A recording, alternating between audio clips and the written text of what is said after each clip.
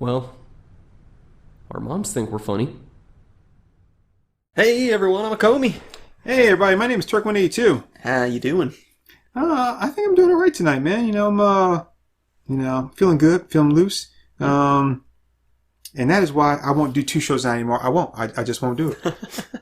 Have you seen Beetlejuice lately? Because the last time we talked about Beetlejuice, you're like, oh, I gotta watch that again. It's been like years since I've seen Beetlejuice. It's still been years since I've seen Beetlejuice. Gotcha. I think I told you I bought myself a copy of Inception from like the budget DVD bin and still have not watched it. But you've seen it before though, right? Never seen Inception. That's why. Really? That's why I bought the DVD. It was like, I've never seen Inception. I need to see it, and I still haven't seen it. Well, if my idea is stupid, Morty, then your favorite movie is stupid. Yeah. Inception's a beautiful movie. Yeah. I hear it's super good. Yeah. I mean, it's got even Michael Caine's is only in it for a very short time, but it's got such a great cast. So you got Leonardo DiCaprio in it, you got Tom Hardy, you got Joseph Gordon-Levitt, who hasn't done anything in a while, and I really need to see him in something again because I like Joseph Gordon-Levitt. Yeah. Then you've got I can't remember the guy's name, the Japanese guy. That narrows it right down. Yeah, I mean, come on, we're talking about Japanese guys that work in Hollywood. So there's like 5 of them, and 3 of them aren't working right now. So, well, I mean, that means I've got like an 80% chance of sounding racist if I get the name wrong. So it was the guy that was also in Batman Returns and The Last Samurai, and I can't think of his name. Keanu Reeves. No. Tom Cruise is in Last Samurai. That's right. Fuck. Keanu Reeves was in like the 47 Ronin. 47 Ronin. Yeah, that's right. Damn it. So, but anyway, he's in it.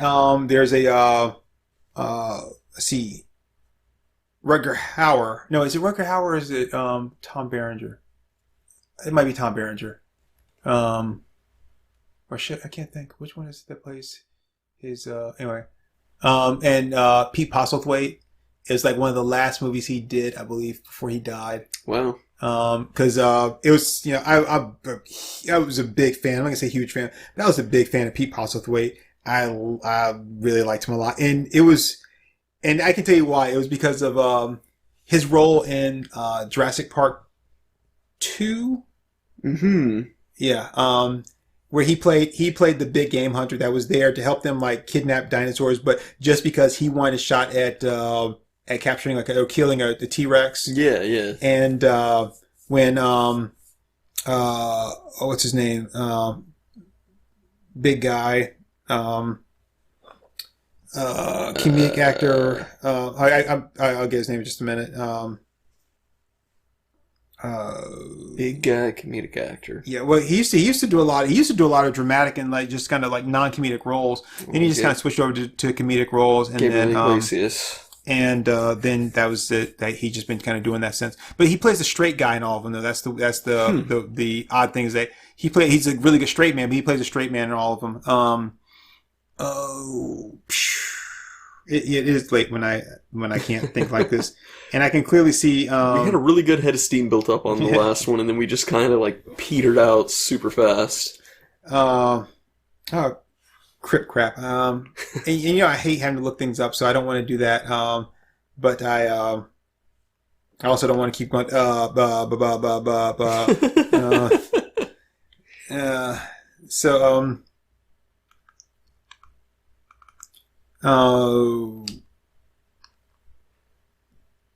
Vince Vaughn. There we go.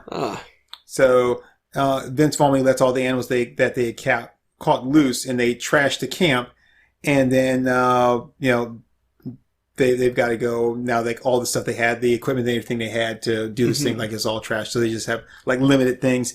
And Pete Postlethwaite says a line. He goes, "Let's get this movable feast underway." And I was like, I love that line because that's exactly what they are. They are just a walking buffet line for any dinosaurs that come by. Yeah. And then, of course, the role he plays as the priest in Romeo and Juliet. He's really good in that. And then, of course, he's been in other movies like, what was it? The one that he was in with Daniel Day-Lewis, so, something father. Anyway, but anyway, when I saw him in, it wasn't the town, Okay. and which it's the town is fantastic. And Ben Affleck and Jeremy Renner. When I saw Pete Possibly in the town, I'm like, oh my god, he does not look good at all. I mean, he looked sick, and of course he didn't look that great in Inception, and then he passed away. I think he had cancer. But it's just like again, we were talking about actors and stuff like that last episode. And it's like you kind of gravitate towards certain people because of either a role they played or something they did or whatever, and it just kind of sticks. And he's one of those guys that he just hit the right couple of movies for me. Even Dragonheart, where he played the monk. He's just he just hit those right movies for me, and I'm like, bam, I like this guy. Yeah. So anyway. We just did an episode where, actually we did technically 2 episodes. We did 2 episodes where we weren't our typical selves. Where usually, we joke, we laugh, we have 2 fun. episodes where we bullied the shit out of people. Yeah, exactly. That's exactly what we do. And not to that extent, and so to go into our next this episode, our next episode, to be like, well, now we're going to talk about what if we were bad people. And we're like, didn't you do that already? But what if we were worse people than what we've just currently displayed? So, or as we phrased it in other episodes, what if we had no inhibitions at all? Yes. So, if we were the worst versions of ourselves we can be, where, like you said, no inhibition. So, where we normally would not engage in certain activities because you're like, that's not who we are. We don't want to be that kind of person. And we're like, okay, well, now we're going to say, what if we are that kind of person? We want to be that kind of person. What would we do? Would we be the dictator of a small country? Would we be like the self-appointed general of like a band of just marauding soldiers in some third world country or something like that? Would we run a criminal empire? Like, would you be a pimp? Yeah, or would or would you and none of that, whatever one we pick, how would we do it? How would we go about running our or being our worst selves? Mm-hmm. So we're just kind of putting that out there. Yeah. And to make you all feel better about us not actually being those people too. It's like you think you got it bad with us. We can make it a whole lot worse. Baby, you think it's bad that I yell at you, but I could just be hitting you,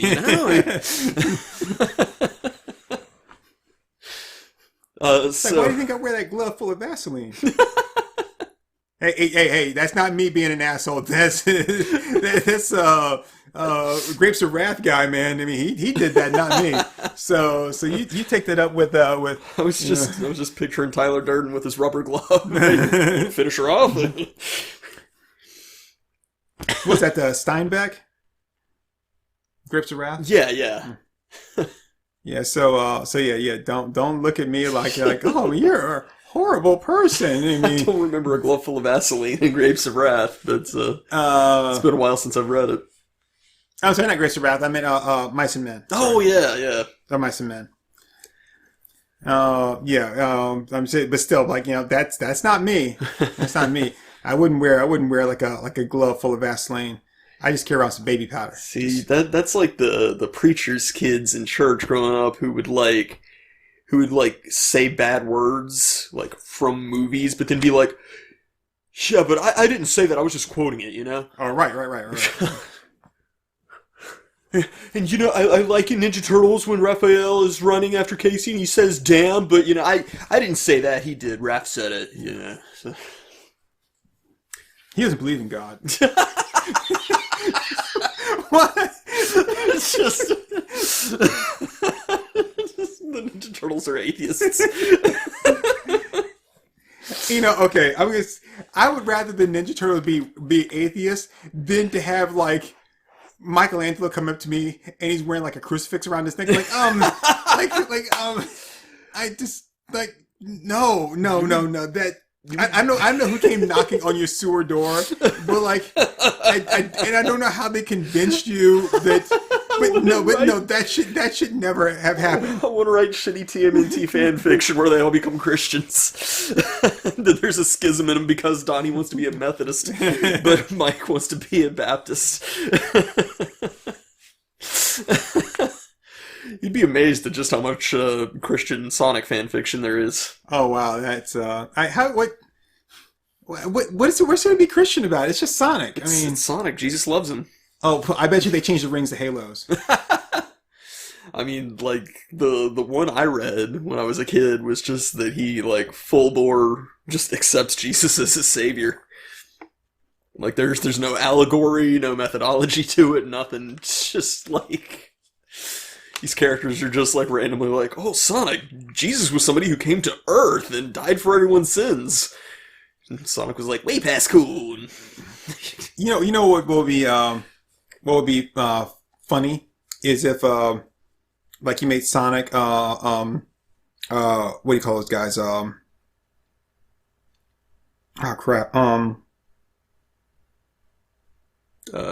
ones that knock on your door all the time. Oh, Jehovah's Witness? Yeah. You make Sonic a Jehovah's Witness, and the reason that Dr. Robotnik doesn't like him is like because he's he's the only human there, so he's always like coming there and like trying to tell him that about the word. It's like it's only going to be 144,000. They're going to be saved, and he's like, "Will you leave me alone?"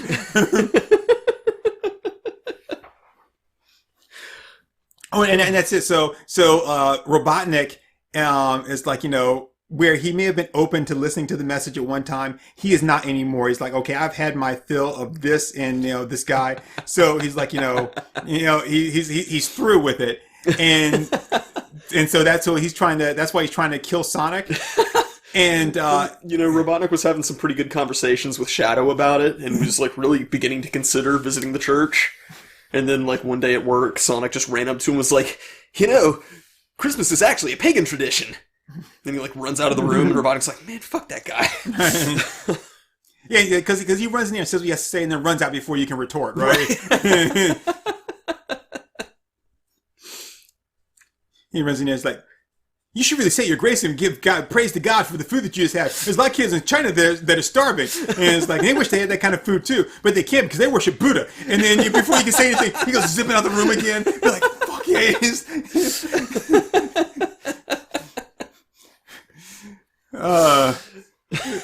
But so that's the thing. So that's why Robotnik's after him, and like the rings are halos in there. He's trying to save like the intended. So he's got to like find or save or gather 144,000 halos to be able to save those people.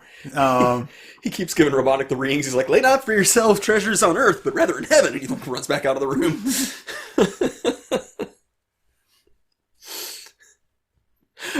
I like the idea of aggressively Christian Sonic. Oh, man. So obviously, boy, this ran off the rails. Obviously, you can tell that like the first job that we would pick to do if we could be our worst selves, we would be like video game executives.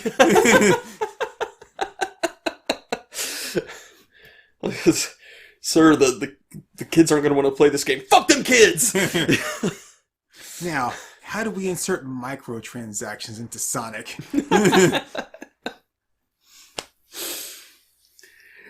Yeah, no. You can only unlock the rest of the rings by giving us extra money. No, there's no levels to play. There's no expansion. You just give us the money. Take your mom's credit cards, but don't tell her. So yeah, becoming a villain. Do you want to start or should I? Okay, so. Because, we've talked about some villainous deeds in the past of, like, what we would do. I think we've both discussed becoming a hitman on an episode, right? Yeah. And we talk about, using our superpowers for evil. Yeah. Because it's like there's no possibility of either of us becoming superheroes. We would definitely become villains. So yeah. What criminal empire would you undertake? I could not be a pimp. Yeah, I don't know. I don't think I could.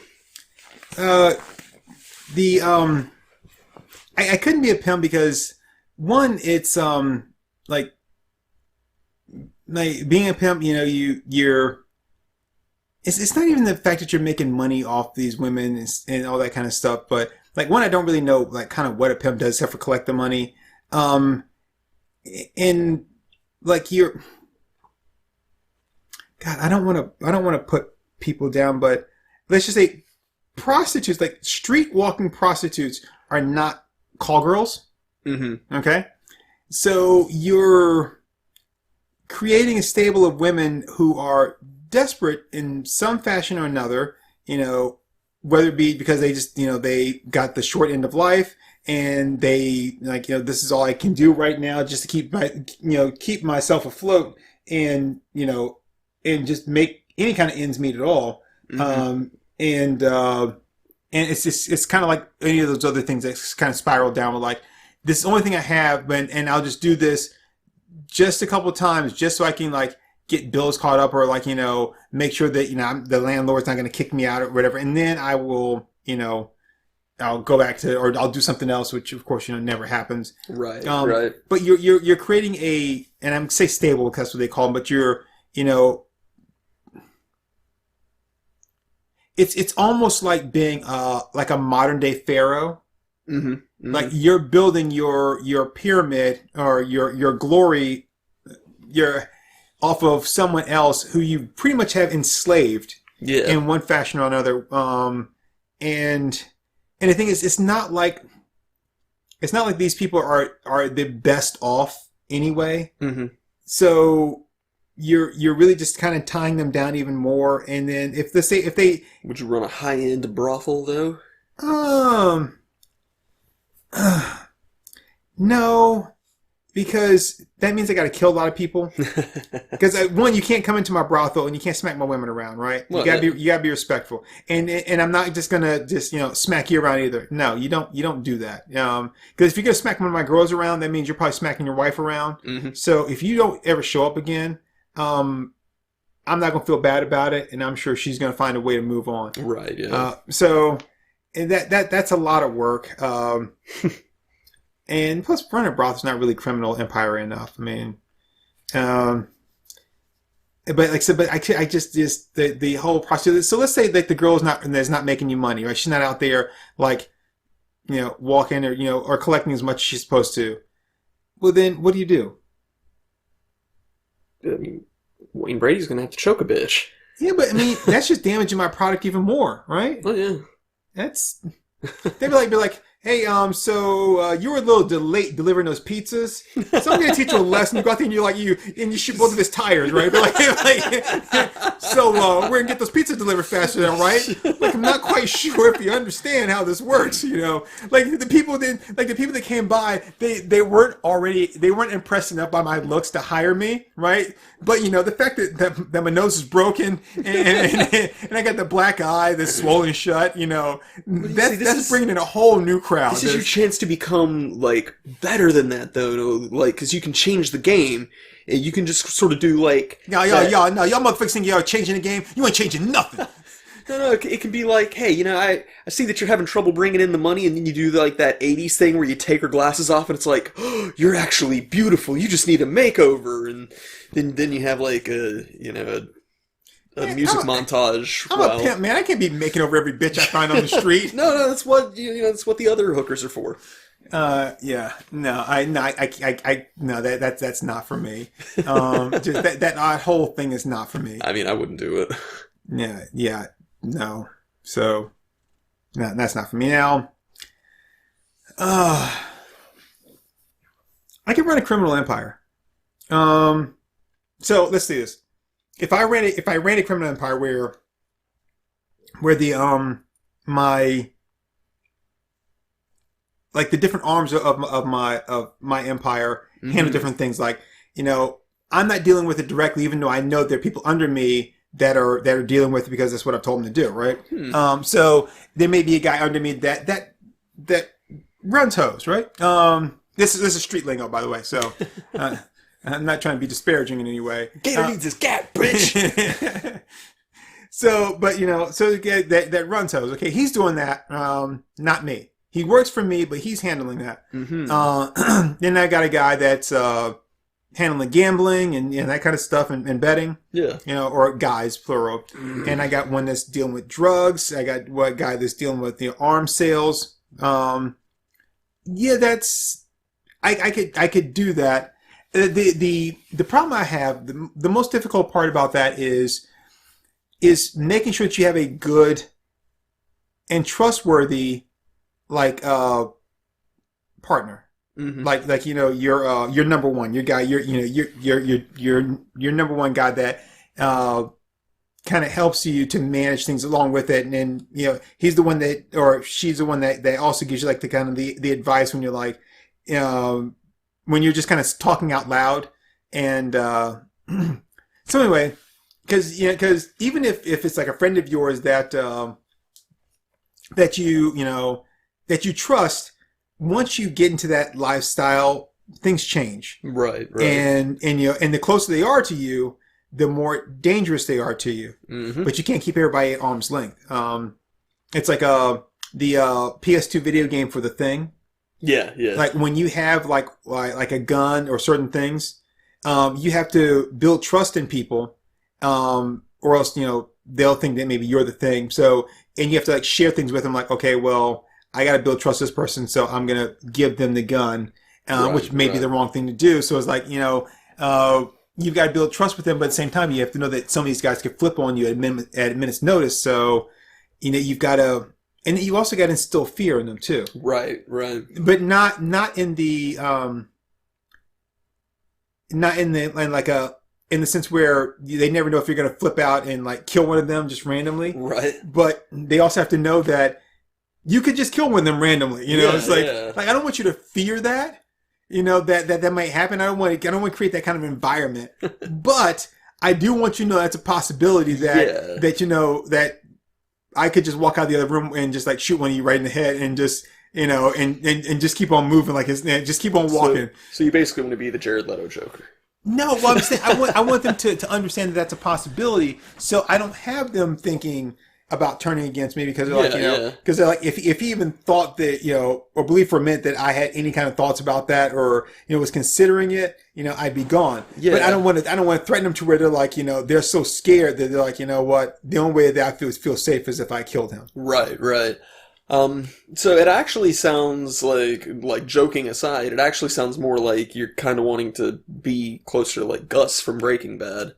Which I know you still haven't seen Breaking Bad, but you made me familiar with Gus. Yeah. And I heard that interview with Giancarlo Esposito where he kind of talked about the forming the character of Gus. Yeah. He's a terrifying character, but I mean, really, that's pretty much what I would like. That would be my first go-to thing with a criminal empire too. Would be like that kind of thing where it's like you're just the guy up above pulling the strings. So if anybody does get busted, you're not going to get touched anyway. Right. And you've got the ways of funneling in hush money to where, like, they're not going to, they're not going to roll over on you.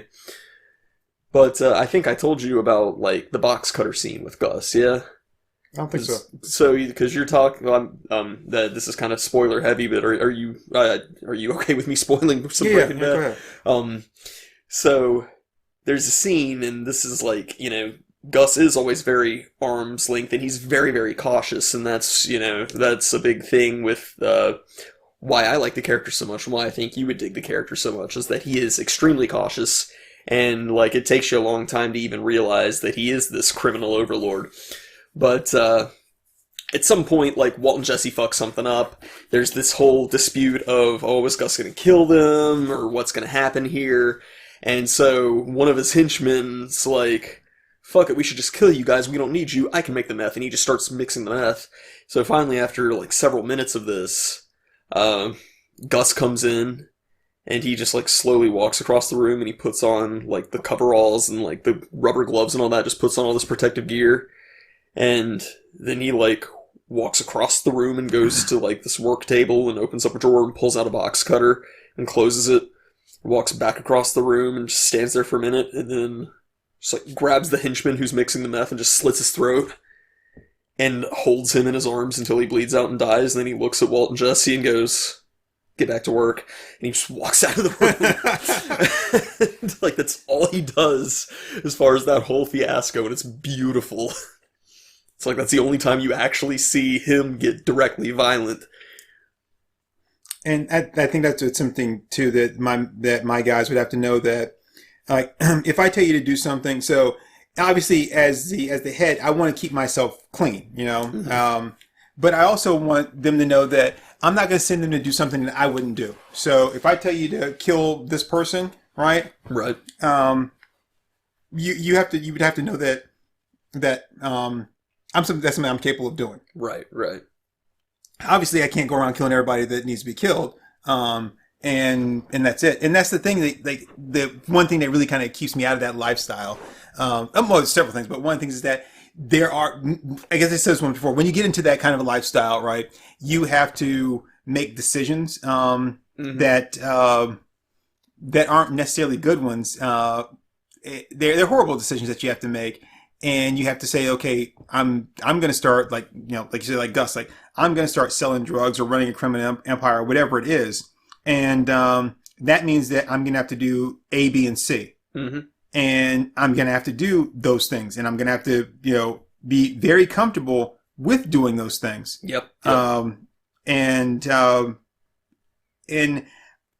I don't want to be that person, you know. I don't want to be like that person. So kind of staying away from it. But, you know, there would be times where I'd have to say, okay, here's the thing. If I'm running an empire, like, so there's one thing, like, if I'm running my own, this little, like drug runner, you know, or like, drug operation, right? Okay, that's fine. But if I'm actually running an empire, I think the same thing goes true with all of us, that, nobody's off the table. Right. So when it comes to killing someone, nobody is off the table. Yeah. And this is a hard podcast to talk about, because we're talking about, like, you know, really being really, really horrible people. And I can't stress enough to say, like, this is not a person I want to be, and this is why I don't want to be that person. But if we reach 8,000 a month on Patreon, then we will become these people. So I don't think 8,000 is enough to get my business started. I have to 25,000 would be enough to get me started. I just need like a small loan of $1 million. So first and foremost is I have to lay down my motivation for what I'm doing. So what is my motivation for running a criminal empire? To get bitches. Yeah, well, right, yeah. Well, first you get the money, then you get the power, then you get the women. Or depending on what kind of empire you want to run, first you get the sugar, then you get the power, then you get the women. Which is, I want to live a nice, comfortable life, somewhat fancy, and I want to do it not in a traditional sense, because I don't feel like doing all that is necessary. Like, I don't want to have to work my way up or whatever. I don't want to, manage people. So if I have a dispute with one of my employees, like, we can settle this real quick with, like, a punch to the face, and then me, like, kicking you while you're down and saying, "Never fuck up again, motherfucker," you know, and as opposed to, like, all right, well, let's go see HR. HR being Henry Robinson, the guy that's actually be the one that beats the shit out of you. Like, so let's go see HR. But I'd have to say, okay, that this is. My motivation is, like, one is to make money and do it in this fashion. Mm-hmm. Two is to not get caught. Yeah, yeah. So that's the thing. Like, if I say that my other motivation or desires to not get caught, that means that I'm going to have to do everything in my power to not get caught. Right, right. And that means removing a lot of people from the face of the earth. And again, that's where it goes to the, nobody's off the table. Right. So it doesn't matter what your occupation is. If you are in my way, or I feel like you may get in my way, then yeah, we got to do some things, about that. Right. So that's it. And I think where a lot of the crime overlords that I'm fond of fail is that they don't know where to just accept a loss in removing certain people from the picture. Mm-hmm. Because, going back to Gus, what ultimately kills him is the fact that he doesn't kill Walt, because Walt's making him too much money off of the meth. Right. And so, every time he's, having this conversation with himself, oh, I need to get Walt out of here. Walt is a threat to me. Walt has actually talked about killing me. I need to get rid of him. But then I'm losing millions and millions and millions of dollars in meth sales. And so I think that me, as a crime overlord, it would just be realizing it's the minute that this guy talked about killing me, that's it. Don't care how many millions of dollars he cost me.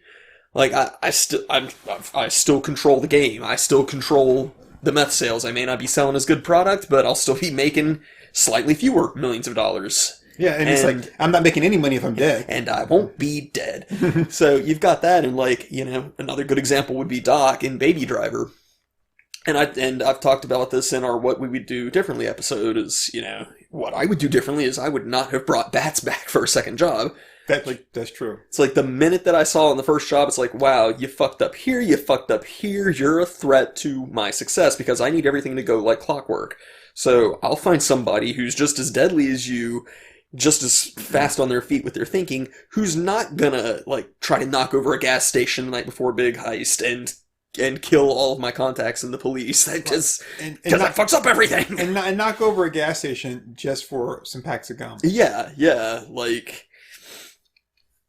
So yeah, I think that would be the biggest difference if I were doing the whole criminal overlord thing. Is that sure, it sucks to have to take a loss on a heist, and it sucks to have to lose money on something like that. But it's that's better than everything being fucked up.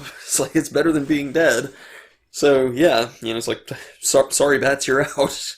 Not calling you back a second time. See, for me, depending on what it is, that I would set up a new distribution system, and I would vet my people a little bit better. So I don't want just anybody off the street. It's like in the military. When you're in the military and you go through basic training and all that, they pretty much kind of indoctrinate you. They brainwash you into being the person that they want you to be, which is this person who's going to follow orders and don't think for yourself. Which makes perfect sense. I don't want you, when I give you an order to do something, I don't want you taking time to be okay, well, is this really the best way? No, that the decision's been made for you. I made it. Go do it. Right. At the same time, though, I don't want someone that's just going to blindly follow orders, because not everybody given the orders are, the people that should be given orders. Right. So I do want you to kind of question things for yourself and be hey, wait a minute. So that's a kind of a fine line, but I want my people underneath me, even my lowest level street people, to have some sense of who they are and their place in the organization and how the organization fits into their society. Yeah. So and to be somewhat educated too, because you have to be able to understand and know what's going on in your own world.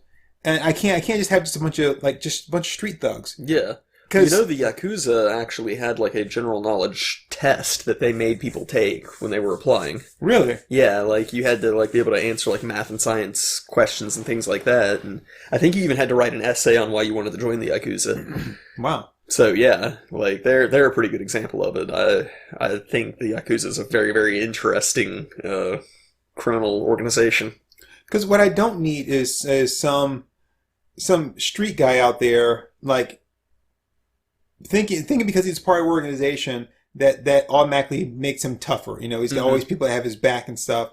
And it's I have your back when it's something that is affecting my business and my product, whatever my product might be. Right. If you go and you start trouble on your own, I don't have your back, because me me joining in for something that you did actually puts my business at risk Right. for no reason, no, I'm not doing that. So, Well, and the people who thinks that, being part of that makes them hot shit, they're also the ones who are really likely to just talk and say a bunch of shit that you don't want them to say. right.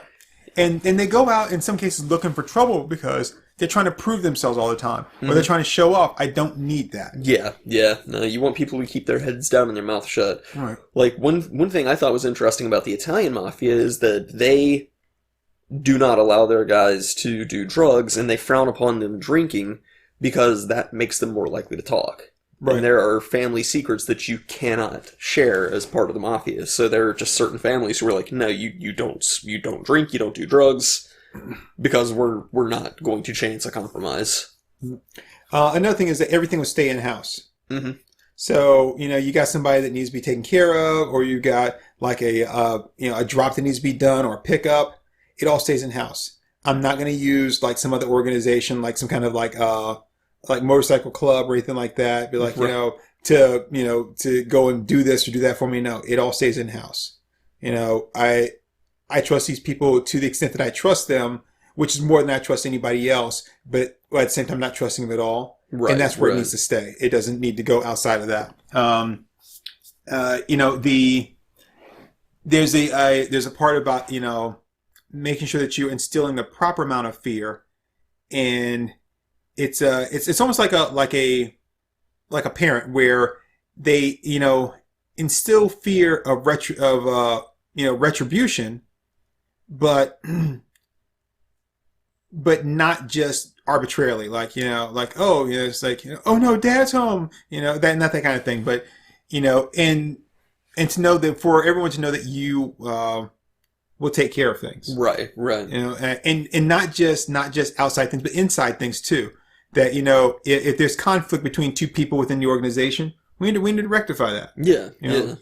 I want them to feel like family, while at the same time, and I say no, they're not family, but I want them to feel like family, so they feel like connection. Right. But not to the point where they're like, oh, we're just one big happy family, and that, don't call me Pa or Grandpa or anything like that. I'm your employer. In this unprecedented time. Right.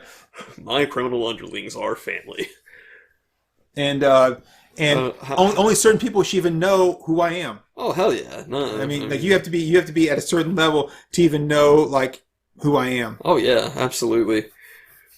So, it's interesting because there's a certain level of detachment that you need for your own safety, but, you also, the more detached you are, the more likely that shit that you don't approve of is going on. Mm-hmm. Because, you don't want to, suddenly find out that it's like, oh, wait a minute, these guys have been, killing kids or using kids for their killing or whatever, and it's like, oh, that's not cool, should have found out about that yesterday! Right.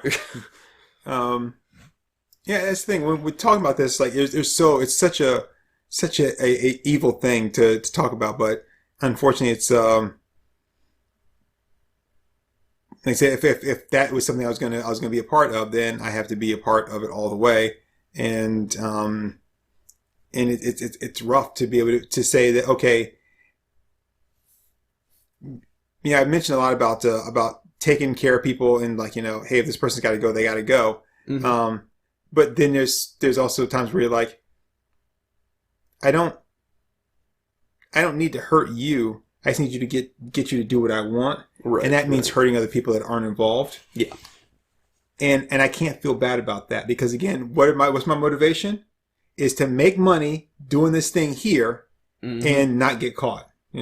It's not to make you feel good about who you are. It's not to, to very gently get you to open up and tell me what I want to know, or give me whatever it is I want to know. It's like, no, it's to, it's, yeah, it's me taking care of my business. And, so it would, and I think the other part of that too is, I think I'd have to show my people my higher up people and everything, to be like, okay, this is unlike anything you've been a part of before, mm-hmm. and it runs like this. Right. This is the new plan. It's like, there may be certain ways that things are done in the crime world, but here's the way I do things. Right. So, yeah, that makes sense. Another thing I think would be interesting, but there's caveats, is I think it would be interesting to be like a really high profile hitman. And we've talked about this with other stuff. That I think we've both discussed that, but my whole thing is that I would kind of want to do like the lone wolf and cub type thing where it's like, well, I pick the targets that I take. So, you may want to present this person to me, but no, I'm only going to do it with certain people who I deem actually need removing. So that would be pretty interesting. It wouldn't necessarily be like a criminal empire, but it would be like a pretty solid criminal profession. Yeah. No, I can see that. The kind of being that person, and it's interesting. Yeah.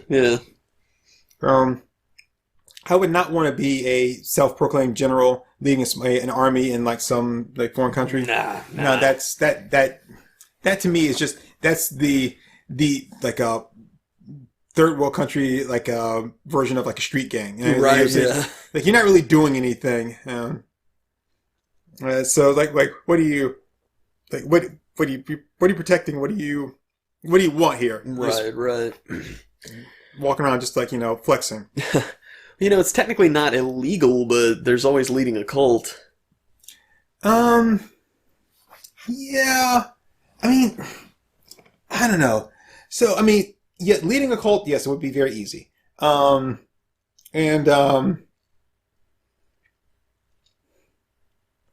would be easy to do, and it could be fun, but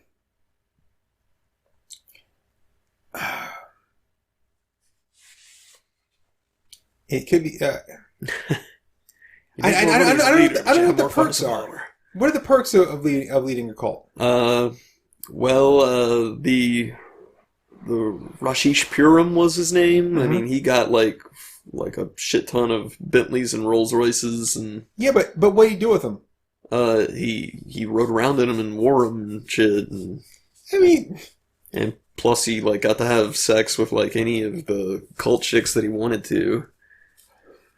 So that's the problem with having sex with cult chicks is they're crazy, and we already know about how that works with the craziness thing. So they're crazy, and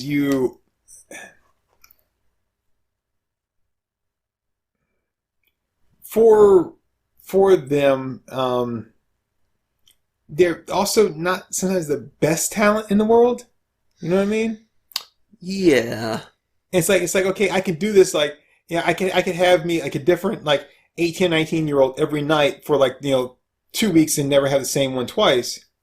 Yeah, but they're probably not the best looking group of 18, 19-year-olds. So. That really depends. I've seen certain cults that like specifically catered to getting hot people. And like I've seen pictures of their little like communities and all that, and it's just like nothing but like hot dudes and chicks, like wall to wall, like all these like Greek statuesque bodies. So if you market your cult right, that's exactly what you can get. Well, okay, so I don't know. There's so much manipulation in cults. I think that's what I don't like about it. It's so much just... You were like a master manipulator. What's not to like about manipulation? Well, because you're not doing it for fun. You're doing it to be serious. Like you do it for fun and profit. Like, it's the whole reason to undertake any criminal enterprise. Well, I mean, okay, so you're saying there's a lot you can get out of it, right? So I'm trying to figure out, like, okay, can I get money out of it? Yes. I mean, you can fleece the people, but only to the point that they can be fleeced. So if they are rich, then obviously you can get more out of them, and if they are not, then you can only get what you can get. So you kind of stuck there, right? Well, the thing is, you can't run a doomsday cult because like that's the ones where the guys are like, oh, the world's going to end on this date, and then, like, all the people sell their belongings and shit, and they get it, like, that one time, and then that's it. And the world, of course, doesn't end, so then they lose all their followers. You need something that's, like, really long-term, like the Rashish, where it's, like well, no, I can bring you inner peace and enlightenment. And so that's like a perpetual feeding thing. So he has all these people who have like a large portion of the state that's just feeding a massive part of the economy. And so he lived a really ritzy lifestyle and then died peaceably in his sleep. And then all the infighting was what came later.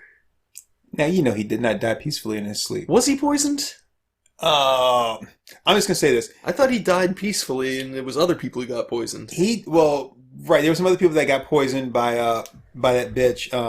But there was, there, in the video that they showed in the documentary of him laying there in bed, he had that Rolex that he never took off. Yeah, and they took it off after he died. If that's after he died, he's not going to care. Actually, in the video they show him laying down there, he doesn't have it on. Huh. Or any of his jewelry or anything like that. And that shit's never been found. Yeah, see, I thought that like somebody stole it after he died. It's been too long since I've seen it. We've been talking about rewatching these to make episodes on. I know. I honestly, I think that they killed him because remember he was so hands off for the longest time, and he left Sheila in charge. And then when he found out about the for those who don't know, we're talking about the documentary Wild Wild Country. Yeah. Sorry. We kind of deviated here, but then when he found out about the attempted poisonings and all that kind of stuff, he was like, yeah, okay, we're gonna have to stop that. And he was trying to kind of turn things back around and get it back to the fun cult that he wanted it to be. Right. And because it was never his idea to try to take over the town or influence the government and all that stuff. And so when he tried to do that, I think that they killed him. Because Sheila had the one doctor and his wife who were there, and all those people were promised. Because remember, they were supposed to be making a new like temple or whatever in California for the doctor's wife, and she was going to be she was going to run some portion of it or whatever. So everybody had. That was the Aussie chick, yeah. No, the Aussie chick was the one that she was the guy. Yeah, she was the shooter. Yeah. Yeah. And so see how it's been so long. We've got to rewatch these so we can actually do episode propers on them. But I was gonna say the everybody that was involved was gonna be getting a piece of something. Yeah. And I think when he came into it, he was like, all that's stopping, right? No, you're not doing that. You're not getting a piece of anything. Yeah. We're not going to be expanding in these ways. And they're like, well, yeah, we got to shut that down. Yeah, but surely there have been cult leaders who have died peacefully in their sleep. Oh, just not that one. Well, the guy that ran Heaven's Gate.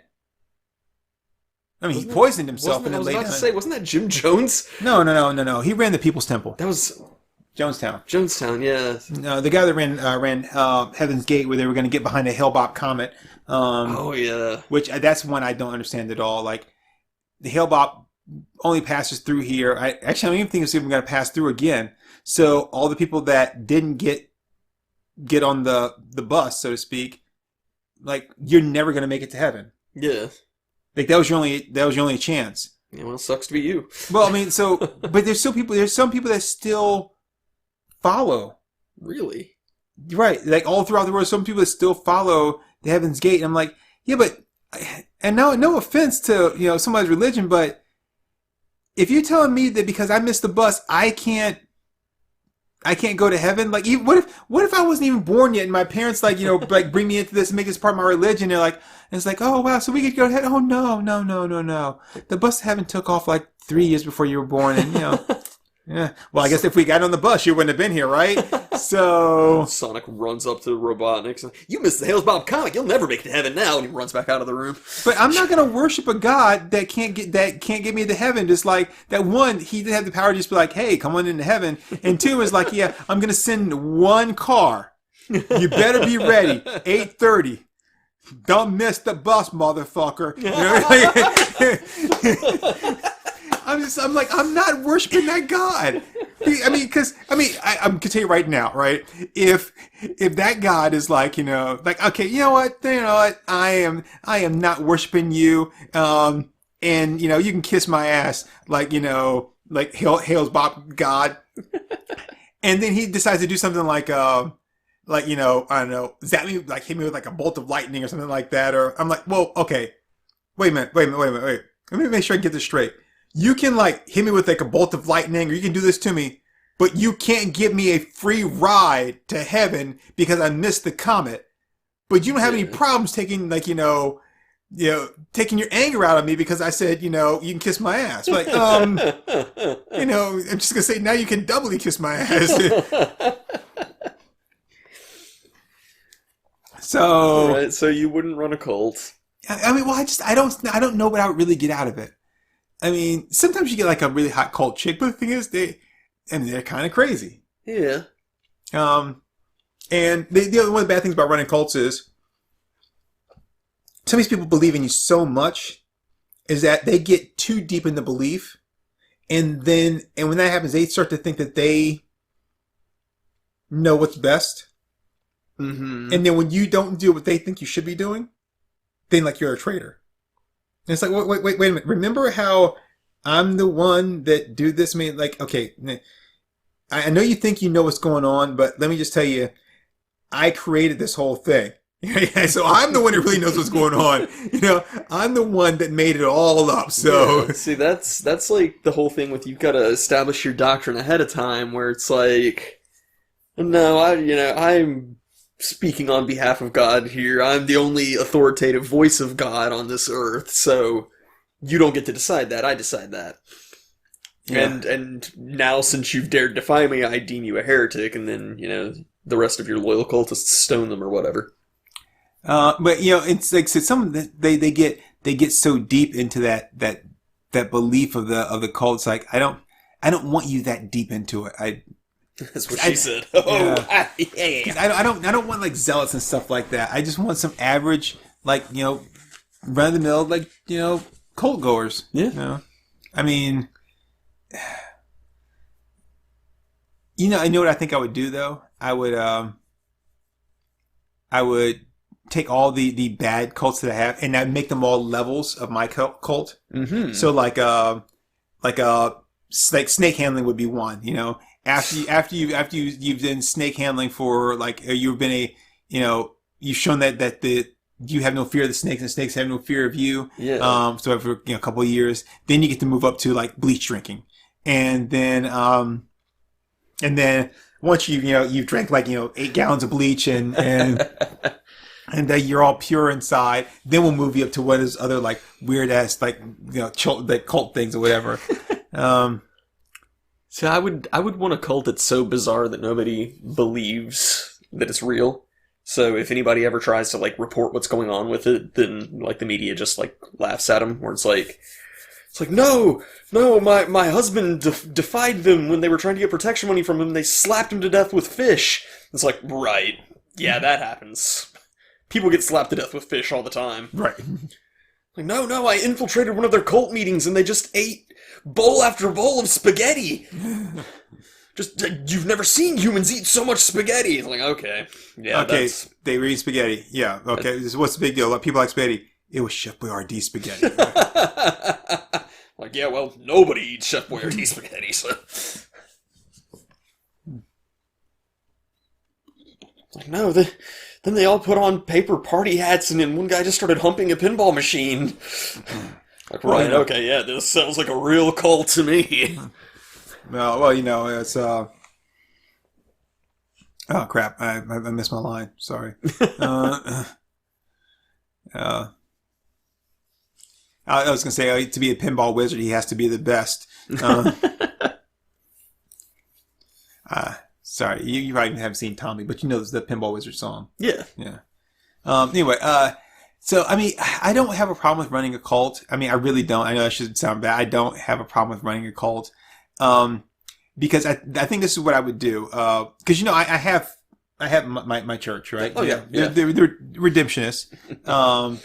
And I would not call Redemptionism a cult. By the way, it's not a cult. Redemptionism is a true religion. I don't ask anybody to do anything that is out of the ordinary or to do anything that would go against, the norm of what you would say, okay, this makes sense to be a part of a church or whatever. Right. So redemptionism is very it's not a cult, it's a church. But I this is what I would do is within my church doctrine is I would have some like really kind of like religious, not religious, ridiculous things in there that would like things that we have to do or whatever as part of like, you know, being a member of that church. And the people that do that and becoming part of church, that's when I wouldn't feel bad about it, because like it's obvious that you decided to take sanity and common sense and lock that shit up and then and then throw it in like the deepest like lake you could find.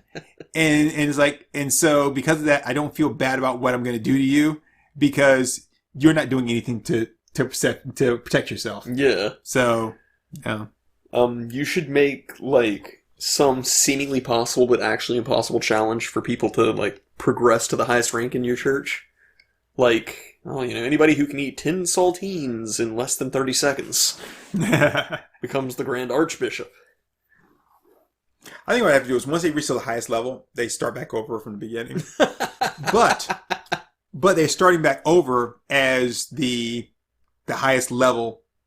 So by going through this again, it's like now you went through it as an ordinary man, but now you have to show your connection to our deity by going through these things now, which should be easier for you, because you know now you have the power and the love of our deity flowing through you continuously. As we before, you were making a connection with them and improving your loyalty. Now you have that power running continuously through you, and you have to basically demonstrate that by going through these steps again.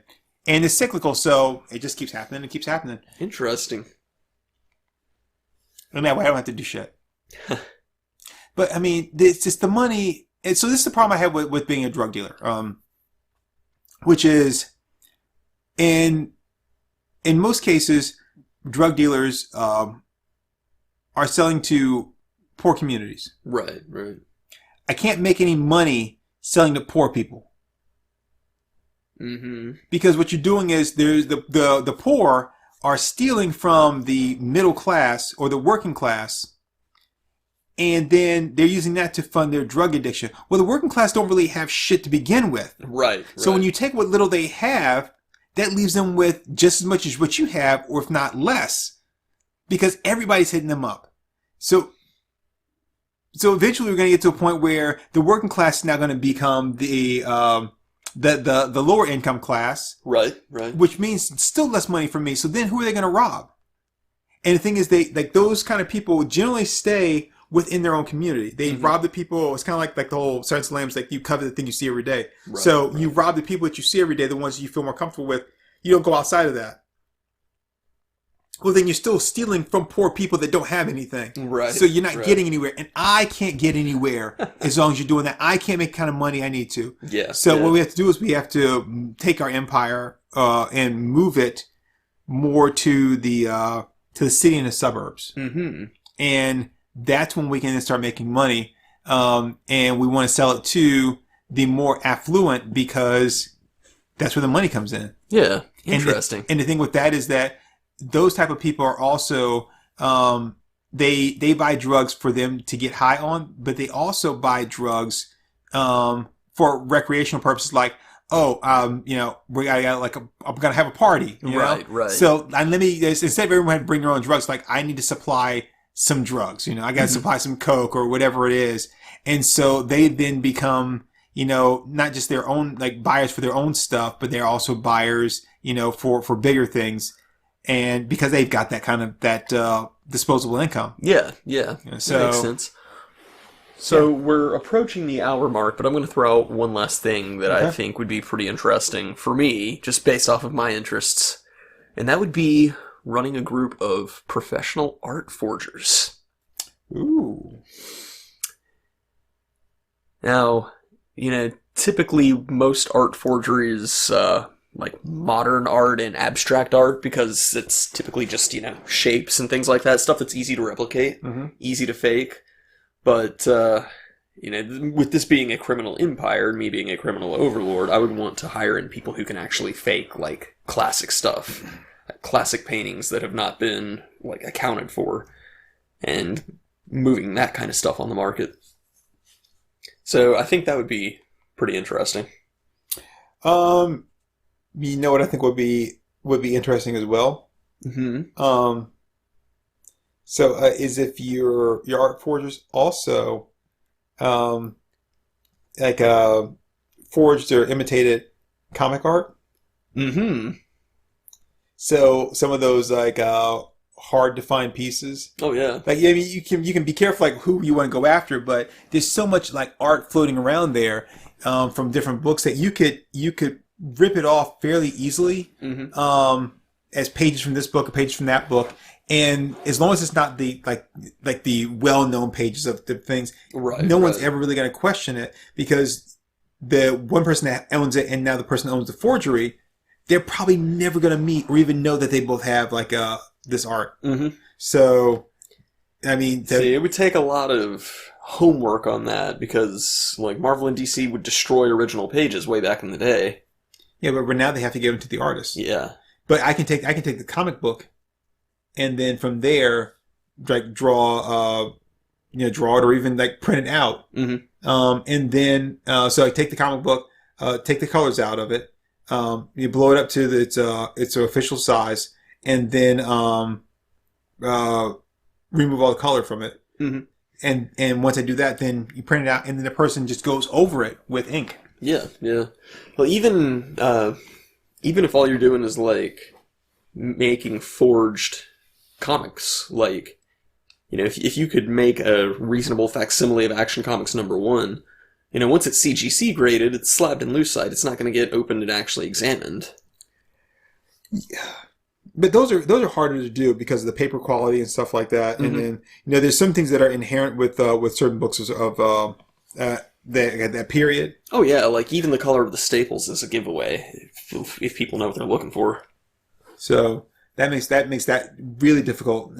Even more so, or maybe just as much as if you're forging art and you want to make sure that that you're using the right type of paint. Mm-hmm. Like, oh, I can't use this because they didn't use this like paint back then, or they made their own like kind of like paint out of this stuff and this stuff, and you got to mix all that up in order to be able to properly process it. Yeah. Plus, figuring out like what type of Bristol board the company was using at the time, because like it would change over certain periods. Like there was a window of time where like Joe Kubert picked the standard paper that DC used. Oh yeah, which Kirby hated because like it was great for inking on, but it sucked for holding pencils and stuff like that. So yeah, it would take a lot of stuff, but you know, part of it being a criminal empire and having a group of guys working on it would be that you've got those experts who know enough about comic history to be able to say, oh yeah, this is what was going on in the industry at the time. Mm-hmm. So yeah, I think that would be pretty fun and pretty interesting. Did I tell you about the story I heard on NPR?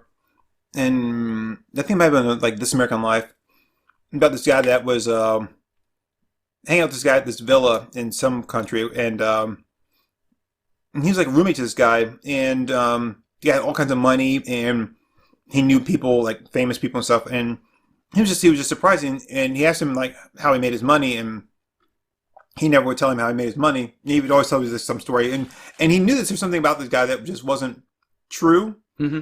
But anyway, it turns out the guy was an art forger, and that's how he made his money. He was, but people didn't know they were buying forged art. Right. But that's how good he was. Is that he was doing this and selling this forged art, and so he finally told this guy like that his roommate he kind of took on about it, and anyway he was actually a real artist too, mm-hmm. but no one ever bought his stuff, so he started like forging, and it's like it got to the point when it came out that this guy was like such a great forger that it was almost impossible to distinguish his from the real thing. Yeah. People started actually commissioning him to do forgeries of stuff to put in their homes. Nice. Because you couldn't tell that from the original. Yeah.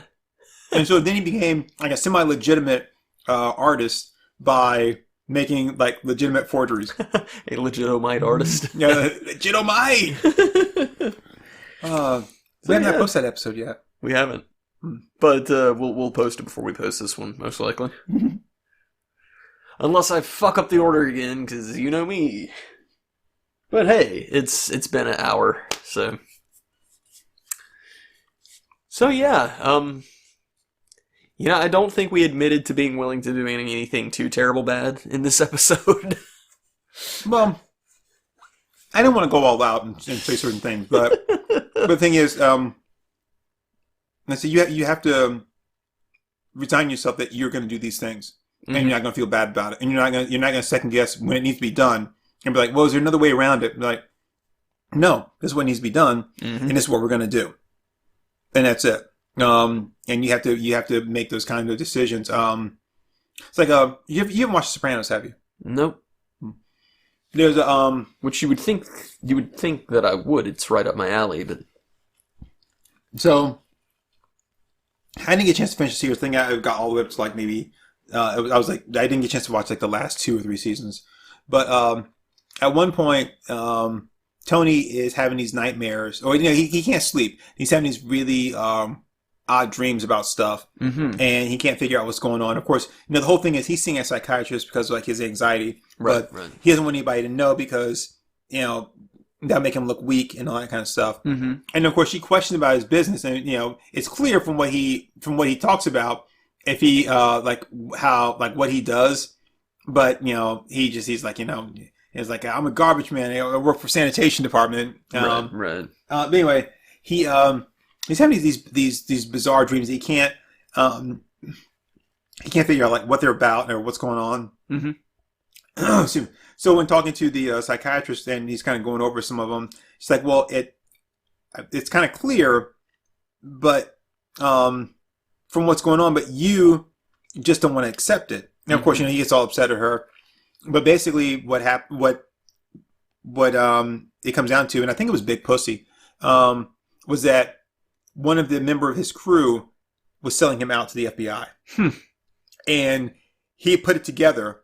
But because he trusted them so much and liked them, they've been together for so long, he didn't want to accept it. Right. So his subconscious was telling him, "Hey, this is what's going on. You've got to accept this. You have to." Because this person is pulling you down. Right. And you have to do something about it. And then so he had to, because he basically knew what he had to do. Is like, this guy is doing this, he's got to die. But he didn't want to accept it because he didn't want to have to kill him. Yeah. And so the dreams eventually led to where he was like, oh, yeah, okay, fine. I accept it now. Wow. So... yeah, but I was just saying, like, that's things like you can't have that. You have to, when you feel it and you know it, you got to act on it. Yep. Yep. Just learn to take the L, and it's like, yep, it's just a necessary evil at that point. And yeah, so here's the bad thing about running a criminal empire like that, is there's no retirement. You can't just hand it over to somebody and walk away. Yep. Because if people know that you walked, if people know you and they know that you walked away, you're not a threat to them, but you're still big game for them. Right. Even if you're no longer in it, it's like, oh, I'm retired, I don't do that stuff anymore. And it's like, yeah, maybe not, but if I kill you, I still get points for that. Right. So there's no walking away. Yeah.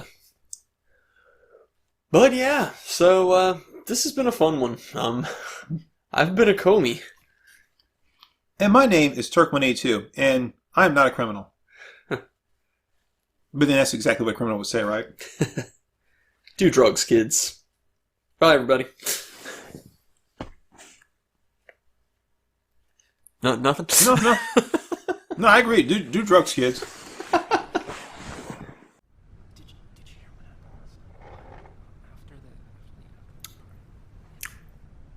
All right there, folks. That was Our Moms Think We're Funny. Let's give them a hand.